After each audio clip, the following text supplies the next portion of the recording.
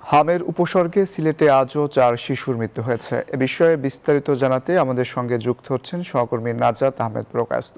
নাজাত, হামের শিশু মৃত্যুর হার বাড়ছে, কারণ হিসেবে কি বলছেন চিকিৎসকরা, এবং অন্যান্য জেলার তুলনায় সিলেটে একটু মৃত্যুর হার বেশি কিনা?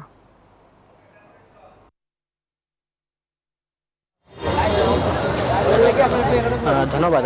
প্রথমে জানিয়ে রাখি, সিলেটে কিন্তু আজও নতুন করে 4 শিশুর মৃত্যু হয়েছে। এ নিয়ে বিভাগে মৃত্যুর সংখ্যা বেড়ে দাঁড়িয়েছে 51 জন। চিকিৎসক এবং স্বাস্থ্য অধিদপ্তর যেটি বলছে সেটি হচ্ছে, যারা হামে উপসর্গ নিয়ে ভর্তি হচ্ছেন তারা কিন্তু বিভিন্ন জটিলতায় ভুগছেন। নিউমোনিয়া, ডায়রিয়া, শ্বাসকষ্টজনিত রোগ তাদের মধ্যে দেখা দিচ্ছে, যার ফলে জটিলতা কিন্তু বাড়ছে এবং যার ফলেই কিন্তু অনেক শিশু মৃত্যু হচ্ছে। এর কারণ হিসাবে কিন্তু চিকিৎসকরা পুষ্টিহীনতার অভাবকে দায়ী করছেন। একই সাথে গত 2 বছর হামের টিকা ঠিকমতো সবাই পাননি, সেটিও একটা কারণ হিসেবে তারা বলছেন।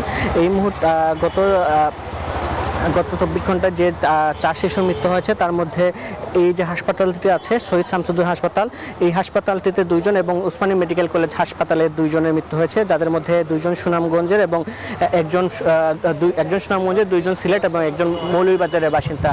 চিকিৎসকরা যেটি বলছেন, তারা কিন্তু তাদের সাধ্য অনুযায়ী চেষ্টা করছেন, চিকিৎসা সেবা দিয়ে যাচ্ছেন এবং ইতিমধ্যেই কিন্তু সিলেটের 2টি হাসপাতালে 34টি আইসিইউ ওয়ার্ড খোলা হয়েছে এবং তারা কিন্তু বলছেন প্রয়োজন হলে আরও বেড সংখ্যা এবং ওয়ার্ড সংখ্যা বাড়ানো হবে। সব মিলিয়ে এই ছিল আমার কাছে সিলেট থেকে সর্বশেষ খবর।